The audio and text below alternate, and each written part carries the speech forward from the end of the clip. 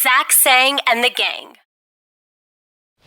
Zach Sang and the gang. We're hanging out in the studio right now with Guy Sebastian. Dude, it's been a while. It has been. The last time I saw you, you didn't quite have the fro like you used to back in Idol. Yeah. But it was still like 3.5, 4 years ago. Was that your first American run? It was. I mean, the afro. I mean, that was a. You didn't have an afro then. You didn't have an afro when I saw you. You were still clean and beautiful. Yeah. No, yeah. I think I lost the afro about almost 10 years ago now. It's really been. It's been that long since you first started on Australian American Idol. Yeah. It's Australian Idol. It is, yes. But I'm cool with it. Everyone here calls it Australian American Idol.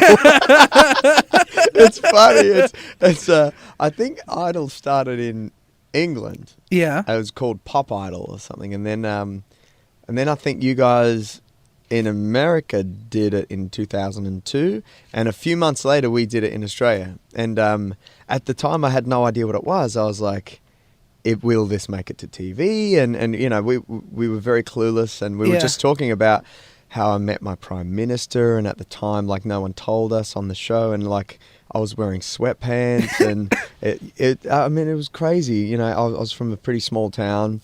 I've drawn the comparison, you know, because people are like, oh, that town you grew up in, Adelaide, what's it like? And I try and kind of compare it to a town like Delaware, where it's a lovely city. I'm sure it's beautiful and it's great, but it's not necessarily on the radar for people who are people tourists. Forget about it, and, but, you know, very easy. That's like Adelaide. I grew up there, and for me, it's like awesome, but I probably wouldn't say if you were visiting Australia and you had one city to visit, I probably wouldn't go say there. Adelaide, yeah. But you've literally, I mean, for people who don't know, you're from Australia. You started on Australian Idol, the first season. Yes. And you've had incredible success. You've had a real career. A career that a lot of, you know, American Idol winners or Australian Idol winners can't really say that they've had. You know, you've been consistently performing, doing your thing in the best way possible in front of insane amounts of people. Yeah. Since you left, really. Well, I've been very lucky, but I guess I've worked very hard. But you know what? There might be a stigma here when it comes to TV shows. In Australia, it's about 10 times worse. I think. I mean, I find it weird over here. It's sort of like people.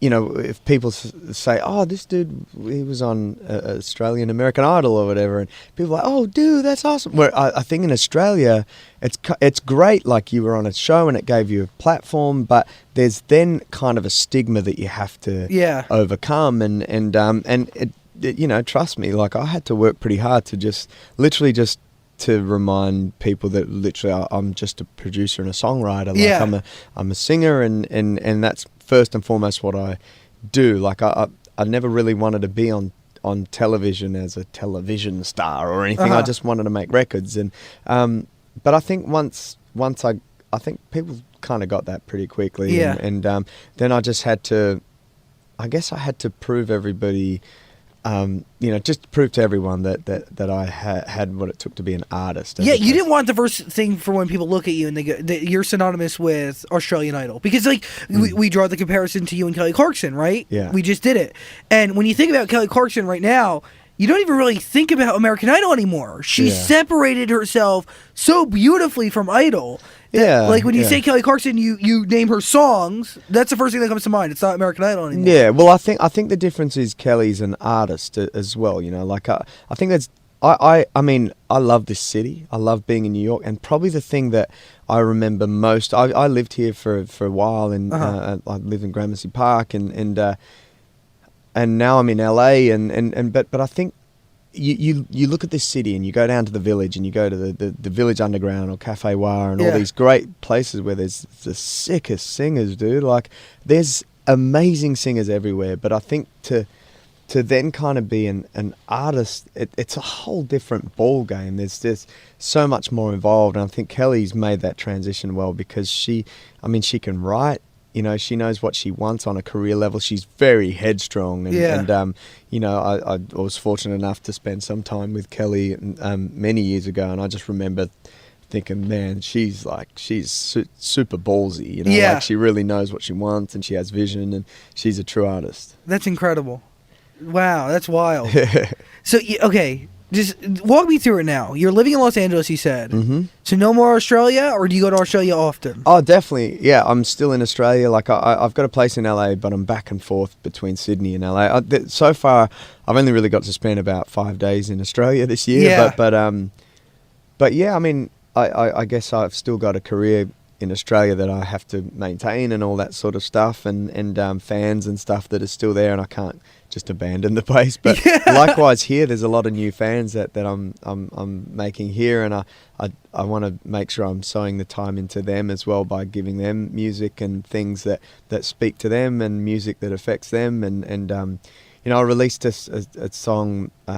There was a song recently that was released with myself and Lupe Fiasco called Battle Scars, and in Australia that was a big song. Like, I think it's like the second highest selling song of all time in Australia. That's insane. Well, for a hip hop song, like that's pretty crazy. That's wild. And then here it went platinum, and it was just a nice kind of, I guess, an introduction. And here I am sort of releasing a song called Like a Drum, which is just me, and it's scary. It's a trip because I'm starting from scratch. Does that scare you at all? Because you know you can go back to Australia, you can be a huge star, right? But then you come here and like you're releasing this incredible music, but you still need to win people over. You still need to get in front of people's faces. It's humbling though, and it's exciting because I remember those moments, you know, like being in radio stations and being like playing tiny gigs and trying to win people over and trying to say to even radio station people, hey, here's my song, man. Like, I'd love for you to play it. And whereas back home, I guess I've worked for so long and worked so hard and built my career up to a stage where it's a bit different. I don't necessarily have to do the hard, you know, sort of slog to convince people to play stuff. But, you know, on the flip side over here, like, I'm getting to experience all those little small victories again. You know? And it's like getting your song on the radio for the first time, or even like yesterday, I performed on a TV show on VH1. The Morning Buzz Live. And you know, then I went shopping, and I think we were in Topshop or something, Top Man, and someone was like, "Dude, I saw you on the show this morning, man. It was crazy." and I don't know, it's like I'm kind of used to the performances and stuff in Australia, but for me, I was, you know, and I was with my manager who's here as well. She started to tear up, and, you know, so we're experiencing all these things again, and it's just a trip, man. Like, that's wild. Yeah, and I'll never get tired of like releasing a song and having, you know, new people and new territories sort of go, what's that song? I want to Shazam that, or like that. To me is, I get off on that. Is that the joy? Is the joy not really even to get you to be noticed, but for your music to be heard by people everywhere? Dude, if I could have it like in a perfect world, I would be faceless, like, and just have my music, you know, like the music is you, be able to kind of roam around. I mean, in Australia, it's tough. Like, I can't really sort of just go to the mall or how is it there? Because, like, I have a few friends who are like the Australian, you know, celebrities, Cody Simpson, the Janoskians. I know those boys. They're funny. Oh my gosh, they are wild. They're crazy, and they're my friends here. I mean, I try to take them out in New York City, and you take them on the subway, and it's quite a show. And people here in America, they don't stand for that crap. They'll stab you. Like, I know, that's the thing. They'll hurt you. People here have like weapons and stuff. In Australia, we don't really have that. You might get hit by a boomerang or something. But that's it. That's pretty much. No, I'm joking. People don't walk around with. Generally, we don't walk around with boomerangs, so you're safe there. How are the people when you go out? Is there paparazzi? Like, what is it? What is the atmosphere like there? Yeah, we get. There's paparazzi to deal with. There's. Just, I mean, it's mostly nice. Like, it's just photos and people talking and asking you questions and stuff. And you just got to get used to the fact that if I need to go down to the store and pick up some bread or something, or pick up milk or whatever, it might take you a little bit longer. It's going to take an hour because I've got to talk to a bunch of people.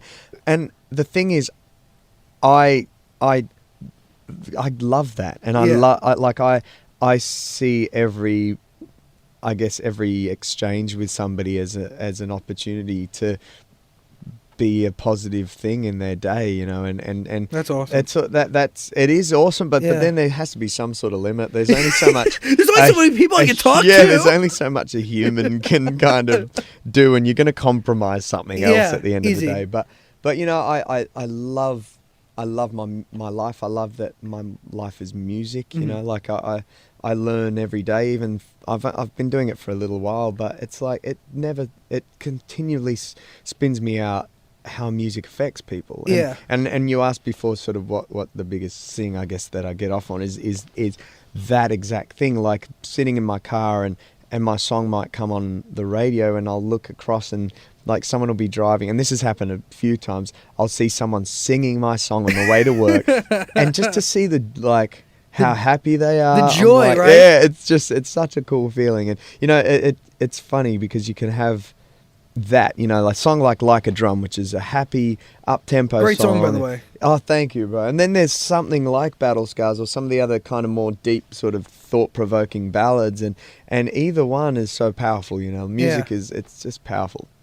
I mean, I give you so much credit because I'm sure there are people in Australia or, you know, people everywhere, like besides America, who they go, I'm happy where I'm at. You know, my music is being heard by this many people, you know, this much money. I'm being recognized with these people. I don't need to go and try to do it elsewhere. I'm happy at where I am. But you are literally starting virtually from scratch. Yeah, absolutely from scratch. Yeah. I mean, with the internet, obviously now people can have a look at stuff. But even that, it's not easy. Like, there's all restrictions, right, on stuff. Like, I know from America, there's like a bunch of my videos and stuff. Oh, it's hard to watch. Yeah, it's weird. It's like it has to do with copyright, I think. I think so. But you know, like I think it's exciting because for me, I'm not like delving into my back catalogue and rehashing a bunch of stuff. You're doing new stuff. I'm writing a whole new album. And do you find yourself catering music a little bit differently? So like what you're writing for your Australian audience, is it going to be different than what you do here, or the same thing? No, even for Australia, I never write for like... You write for you. What I think. I write for what I am vibing on at the time. And obviously right now there's an EDM craze. Yeah. And not just right now, it's been for a while. And there's, you know, like for me, I love where music's at right now because it's not just kind of, we're out of that phase of just strict sort of that Euro dance pop kind of big synths, you know, everything electrical, you know, I think what's beautiful now is, you know, you'll be hearing the same station and they'll be playing like Lumineers and then they'll jump to Avicii and then jump to Lord. Exactly. You know, it's like a mix of urban, a mix of folk, a mix of soul. And I can go through the music log right now and you'll see a little bit of everything. That all makes up the radio station. Exactly. And you come into these swings, right, in music and in radio. It's very rare. Like it happens a little bit. Yeah. But right now we're kind of cruising. Yeah. It's interesting. I think right now they're just like, give me a good song. Yeah, like that's it. It's all about hooks and a good song. Even if it's not up tempo, we'll still play I Want You to Stay. Yes. You know, a simple little like ballad, some sort of dark piano ballad. And it's, you know, there really is no set boundaries at the moment, which is awesome. You know, I was watching your video yesterday of you singing Over the Rainbow. Oh my god! Oh my god! No, it was so good. That was the world's ugliest sweater that I'm gonna be honest. My mum knit me that sweater. Oh my god! I don't want you just insulted your mom. Apologize. No, she knows she knits ugly sweaters. I've told her before. Yeah, the sweater wasn't the best. The hair was like it was fine. See, it's not really an insult okay. because this is the power of that statement. She knows I know it's ugly, yet I still wore it. You did, because that's love. That's how much I love you, Mom. Do you just sit down at your computer and watch some of those old videos sometimes? Pretty much every day, all day. All I do is sit and watch my own videos. No, I don't. I'm joking. But, I mean, it must bring you back to a place of, like, I mean, I can only imagine where you started, literally before American Idol. Well, or Australian like I Idol. said, I was from a small town. Yeah. And literally, and I say this a lot, but my dream was to sing at the local carols by candlelight. Because growing up, it was like if you were a singer, that was the gig, you know? Yeah. Like you knew you'd made it as a singer. And so I guess in the environment I was in wasn't necessarily conducive to dreaming super huge. Like I never grew up thinking I would be on the radio or that I would be singing, you know, Like, I mean, in the last few years, like I've sung for Oprah, and I've sat on a sofa with Beyonce for a whole day, and Usher, and like I sung for the Pope. I wrote this song for the Pope, and I wrote a song for the Queen. Do you hear yourself right now? That's dude, crazy. It's stupid, right? I mean, some of these things just spin me out, and you got to realize, like, I was from a small town, so every time one of these things happen, I kind of sit there, and in the back of my mind, I'm like, what am I doing here? I'm not supposed to be here. They've got it wrong. You know? They picked the wrong guy. I'm that weird redneck kid from the Delaware equivalent, Adelaide. It's just insane. Yeah, it's bad. I'm not making fans in Delaware now, am I? No. I'm not saying anything bad about Delaware. I'm just the radio station's there. Oh my god. Oh my god. I mean, and I'm not saying anything bad about Adelaide. I'm just saying it's not like you. If someone said, "Oh, what's like the Vegas of Australia?" I wouldn't say Adelaide. What would you say? Sydney? I would say probably Sydney or the Gold Coast or something. Like, it's, if you're a tourist, Adelaide's lovely. If you want to see where they make jam and stuff up in the hills, it's beautiful. It's lovely. It's a great making process. Jam is a very interesting process. It is. So it just depends on what you're into. There's great wines. That's nice. I mean, yeah. I'm sure you've heard of Penfolds. Have you heard of Penfolds wine? Oh, yeah. Penfolds it's a great wine. I grew up right near that wine. It sounds fantastic. Yeah. I'm not 21, or I would drink and it. And look, I know that you're going to want to talk more about Adelaide and the lovely condiments and things that we conjure up over there. So I'll send you an email. Oh, please do. Send me some bullet points on where to hit there. Of course. And I'll let you know how it goes. Yeah, please.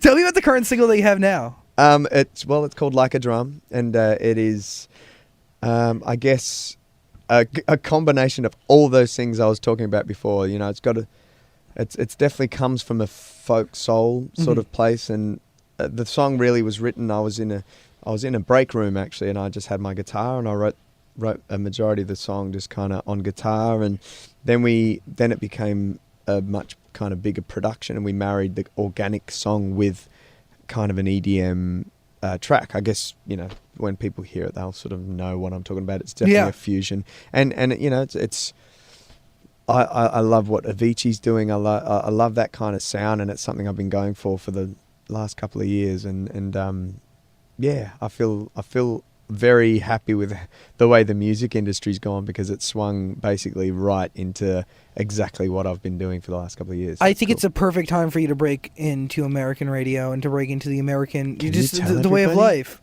I'm lucky to have control over 30 radio stations. I've seen your Twitter, bro. I've seen how many people follow you. Tell them. I will tell everybody. No, you know what? I'm going to be honest with you. Like, a lot of people come in here all the time, and we work with some big people. Like, and not everybody is the nicest. But you come in, I remember meeting you like a few years ago, and I remember how nice you were. So when I got the email to have you in, I was like, hell yeah, done. And, you know, a lot of it's based on, you know, people who are nice. And but you you're haven't freaking changed. awesome. Look at you. You got your own show. Yeah, it's cool. And you're nice. Yeah, I'm nice. I like working with nice people, and I like playing nice people's music. Well, that's good. But you're not going to play a nice person's music that completely sucks. You know what? I might play it once, but I won't play it a million times. Well, you're a very nice guy then. Well, it's like right, Heather. Hang on, so if you play my song once and never again, I'm going to know what you think. No, it's not good. We'll play it twice. Yes. No, but that is a real rule that we have. Like, we'll have some people come in here and they'll push something, and they'll be pushing a single, and they'll be really like mean. I mean, it's very rare. Like, people come in here and they put the biggest smile on their face because they want me to play their music. Yeah. But sometimes, like, you get that rare, like, jerk or that person who won't make the time to stop by the studio, but they still expect you to play the song. And it's like I don't care how big your song is, but if you're not going to make the time to, like, speak to your fans or talk to people or give us some insight into your life, then why am I going to, like, play your song 10 times a show? I think it's a weird concept, right, that people excuse D-bags. I just learned I've got to say D-bag. I was like doing another interview, and I said douchebag. You can say it now. They were like, no, that's a swear word over here. Like, that's kind of a bad word. I didn't know that. It's not like an official bad word. Like, you can still say it on the radio and be okay, but it's like people will, like, they'll stop breathing for a second. Okay. Well, I was like, is this the first time I'm going to get beeped out? Because no. I'm not a swearer. I'm not like I don't really swear. But yeah, like it's weird that there's this correlation with like how famous someone gets. And then if they're crazy famous, suddenly people excuse them being a rapper. Jerks. Yes. Can I be honest? That's kind of weird to me. Some of my close personal friends, some of my best friends, we've been friends for years. And as they come up, and some of my friends are super duper famous. Yeah. And they think in the back of their mind that it's okay for them to treat somebody else with disrespect. You know? And you kind of excuse it. Oh, you're getting the wind up, really? Yeah. I was in the middle of a great... But don't you think it should be the opposite? It should be the opposite. You're getting what you want out of life, and Yes. you're getting success. So So you should have shouldn't you be grateful and nice? Thank you. That's kind of my vibe. I agree with you. But And Andrew Berkowitz just gave us the wrap-up sign. Andrew Berkowitz, RCA. I've got to sing for you. You do got to apparently. sing. Yeah. Don't move. You're awesome. Thank you so much. My pleasure.